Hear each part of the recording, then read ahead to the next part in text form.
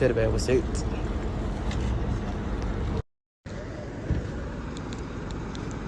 ابشركم ان عينا شوف اللكسس والفراري والرنج الفوج هذاك والبي ام هذا كلها جديدة موديل 25، وهذا موديل 25 لكس ثاني بعد. في سيارة مين موجودة.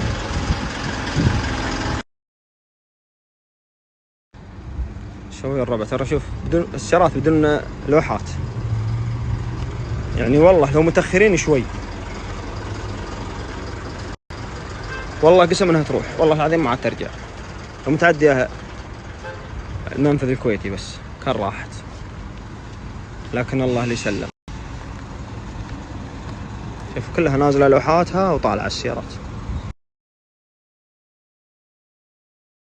الرجال قال يا ولد انا شريت منك السيارة الساعة 2 في الليل. قال افحص السيارة. قال يا ولد ماني فاحص، السيارة جديدة وكالة ماني فاحص، تعال جيب السيارة وهذا شيك باسمك ويلا توكل على الله. حول السيارة. التحويل الحين عن طريق سهل في البرنامج، تحول السيارة تحط رقمه المدني يطلع بياناته، تحول السيارة باسمه وتعطيه فلوس وتوكل على الله تاخذ سيارتك، تروح المرور وثاني يوم تستلم دفتر السيارة أو استمارة السيارة. هذا طال عمرك الشيك الحين لو بغيت تصرفه تقعد يوم كامل لين يطلع الشيك، أو تجي الحساب الفلوس بحسابك، أو إن الشيك مزور اللي هو إنه ما راح يبين إلا بعد 24 ساعة. هذا طال عمرك شرى يوم السبت في الليل السيارات كلها من الساعة 10 أو 8 في الليل إلى الساعة 2 في الليل، شرى السيارات كلها وحول السيارات كلها عن طريق سهل، وعطاهم شيك طال عمرك بتروح البنك، البنوك مسكرة، تحطها في الإيداع، بعد يوم عمل أو يومين يردوا لك خبر البنك، هو حاسبها كذا الحسبة. بعد يوم دقوا البنك على الرجال اللي بساميهم الشيكات، قال يا ولد الشيك اللي أنت حاطه مزور. دقوا على عمي قال يا ولد الشيك اللي أنت حاطه مزور. قال شلون مزور؟ قال والله العظيم مزور وما في فلوس أصلا، ومزور الشيك كله مزور أصلا. راح خذ الشيك وراح بيشتكي عليه، حطوه في السيستم طال عمرك، جابوا بيجيبون الرجال اللي بايع على السيارة، إذا الشيك مزور تشتكي عليه ترجع سيارتك عادي وترفع عليه قضية. راح اشتكى على الرجال اللي شرى من السيارة، طلع السيارة محولها من اسمه لاسم شخص ثاني، ما بيذكر الجناس ولا يذكر لأن القضية الحين ما خلصت، شخص ثاني. رجعنا طال عمرك شفنا اللكسس المدير السنة فيه نظام تتبع من الوكالة، تتبعنا السيارة ولا السيارة قبل منفذ انه يصيب. رحنا حركوا وسكروا عليهم الربع عمي، وسكروا على السطحات اللي فيها السيارات ومن ضمنهم اللكسس. قال يا طويل العمر انا ما اعرفك. هو صادق ترى اجراء رسمي، يقول انا ما اعرفك، انا شاري السيارة من الرجال هذاك، انت ما بعت لي السيارة.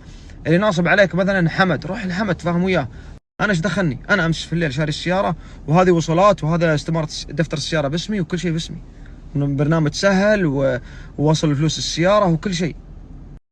اللي ناصب عليك حمد روح تفاهم مع حمد، انا ما اعرفك، انا شاري السيارة من حمد، وانت اللي ناصب عليك حمد، انا تتفاهم انت وياه، انا مالي شغل، انا طرف ثالث. لا والله كلامه مقنع وكلامه صحيح. المشكلة صارت مع الرجال هذاك مو مع هذا، وهذا تو شاري السيارة مع وصل مع مدري شنو، والاسامي مختلفة.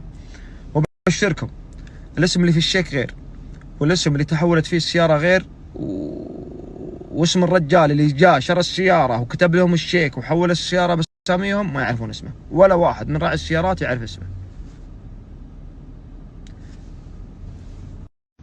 الكلام ما في واحد، يعني 7 سيارات ترى، في لكسس واحد ثاني وبعد، وفيه هم 3 لكاز، انا ما صورت الاثنين امس، في واحد ورا وديفندر اسود، يعني حول 8 سيارات من 7 سيارات، ولا واحد فيهم طرح عليه يروح البنك. مثلا البنك هذا الساعة 2 في الليل بعت سيارتك، اوكي ما عندي مشكلة، رحت اعطاك شيك، بقول يا ولد تعال انا وياك للبنك، بعطي البنك مفتوح 24 ساعة، البنك اللي في المطار، ابعطيهم الشيك، بقول شوفوا فيه رصيد ولا مزور ولا شعلومه، وانت واقف يعلمونك في رصيد يتحول، يحجزوا لك على المبلغ، حول السيارة باسمه، تحول السيارة بفلوسك، انتهى الموضوع. اما رجال يشتري مني السيارة الساعة 2 في الليل الساعة 10 11 2. أنا عمي شاري منه الساعة 2 في الليل السيارة. 2 في الليل تعطيه، أحول السيارة باسمه قيمتها 45,000، بعطيه مفتاح السيارة وأقول له يلا روح. هذه كارثة والله كارثة. واروح ارقد ويقوم ثاني يوم اروح البنك وانتظر البنك يرد لي خبر عقب يوم. الله المستعان بس. لكن الحمد لله اللي ردوا. كلمنا عاد منفذ النويصيب احنا، قالوا الرجال، قال انا الرجال رسمي يقول انا اروح وياكم المخفر ما عندي مشكله. يلا مشينا المخفر، رحنا المخفر قال والله على حق الرجال السياره باسمه. قلنا يا جماعه الرجال ناصب علينا، مو على سياره واحده، على السيارات هذه كلها. لا والله استغفر الله كنا ما ندري على السيارات، نحسب انه بس سياراتنا. قالوا والله على حق الرجال بس. قلت انا اقسم بالله اقسم بالله انهم عصابه وان في مشكله في الموضوع، بس نبي ناخرهم شوي. كلمت ريجيل اخر الموضوع بيض الله وجيههم وما قصروا. اخر شيء يوم كبر الموضوع واشتكينا وكبر الموضوع، وصلها واحد من بيض الله وجهه، وصل الموضوع فوق، وقفوا السيارات. اخر شيء طلعوا ان كلهم عصابه واتفاقيه. تشتري شاري السياره 2 في الليل، انت وش ذا الصدفه اللي شاري 7 سيارات من نفس الشخص بنفس اليوم وفي الليل؟ سيارات تخيلوا شاريها، يقول انا محول حق الرجال 140 كويتي، 140,000. شاري 3 لكازز رنجين. يقول شو اسمه، يقول شاري السيارات انا ما ادري عاد انقطع ما دريت. يقول شاري السيارات كلها 3 رنجات، اسف 3 لكازز ورنجين كلهم موديل 25 اكلمك، وفراري وجيب بي ام وديفندر كلها 25.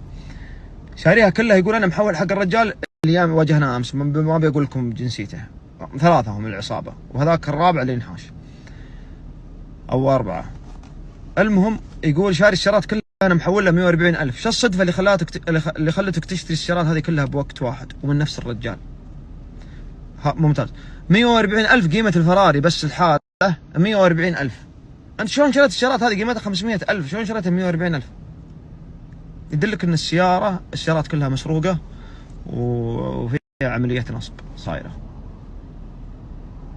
وما اقدر اقول لكم التفاصيل اكثر لان القضيه الحين ما خلصت وفي المخبر والنيابه، وان شاء الله انهم يردون السيارات واعلمكم عاد شو يصير بعدين باذن الله. الوكاله الخلاصه ان طرحناهم السيارات نازله، وبسبب التاخير اللي صار امس عمر عبد العزيز بيض الله وجهه الهاجري اللي وقف اللكسس، وهم طلعوا العصابه تخيل راحت المواتر، رجعوا دق عليهم راسته قال فيه لكسس ما خلصوه. رجعوا قالوا هذا ليش ما تخلص؟ قال هذا عليه مشكله. قال يا ولد السياره باسمي ما عليها مشكله. طلعها ما طلعها، لو كاد اخروه الرابع شوي نزل ضبط حضار على اللكسس وعلى الشخص نفسه اللي باسم السياره. جو الربع سكروا على السيارات كلها. يعني لو اللكسس مو متاخر او انه احنا ما كلمنا احد يوقف يعطل الموضوع، ولا كانت طلعت السيارات لان الفحص الفني خلاص وسقطوا اللوحات ابد، باقي طلع عمك بس ختم الصادر وياخذ المواتر ويطلع. لكن الله ستر. لا احد يبيع بشيك يا الربع، يعطيك شيك يقول يا ولد روح صرف شيكك وتعال، ليش انا تعطيني شيك؟ ولا ودع الحساب بفلوسي وانتهى الامر.